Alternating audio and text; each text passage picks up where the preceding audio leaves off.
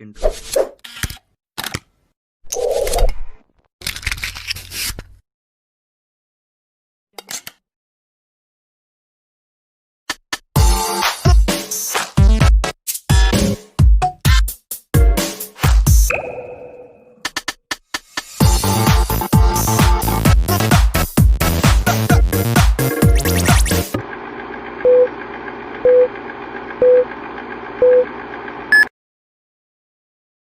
Sel merupakan unit dasar penyusun makhluk hidup. Di dalam sel terdapat nukleus. Nukleus mengandung genom. Pada manusia, genom dibagi menjadi 23 kromosom. Kromosom mengandung untaian panjang yang disebut gen.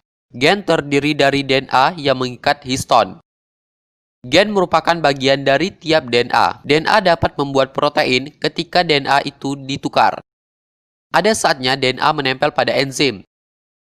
Di enzim, rantai double helix dari DNA akan terbuka melebar dan terpisah menjadi rantai DNA yang di atas dan di bawah. Pada saat DNA menempel pada enzim, tiba-tiba datanglah nukleotida mRNA yang bergerak dari luar ke dalam mengikat nukleotida DNA pada rantainya paling bawah sesuai dengan kode genetiknya. Proses pengikatan tersebut akan menyusun nukleotida mRNA menjadi rantai yang disebut mRNA. Proses ini disebut transkripsi. mRNA berfungsi sebagai template protein. mRNA sebelum translasi akan terjadi penghapusan atau penambahan mRNA.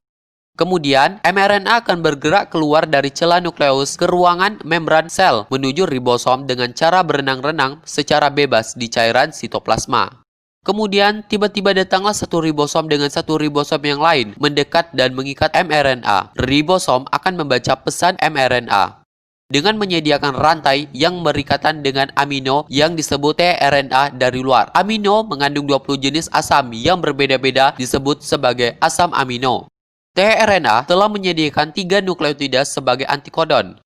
Sewaktu-waktu, kodon mRNA akan membaca antikodon tRNA dengan pengikatan yang berurutan secara triplet. Karena tRNA dibaca triplet saja, akibatnya asam amino yang sesuai urutan antikodon tRNA akan mendorong kodon mRNA. Lalu terjadilah pengikatan antara asam amino yang terlepas dari satu tRNA dengan asam amino dari tRNA yang baru. tRNA yang baru mendorong mRNA, sehingga tRNA ikut terdorong. Akibatnya, tRNA yang melepaskan asam amino akan terjadi pengikatan antara satu asam amino dengan yang lain. Hasilnya, asam amino yang tersusun membentuk rantai yang disebut sebagai polipeptida hingga keluar dari ribosom. Proses ini disebut dengan translasi. Jika translasi telah selesai, maka polipeptida akan terputus. Kemudian, polipeptida akan berenang-renang bebas hingga lama-kelamaannya melipat menjadi satu dan mengeras yang disebut sebagai protein.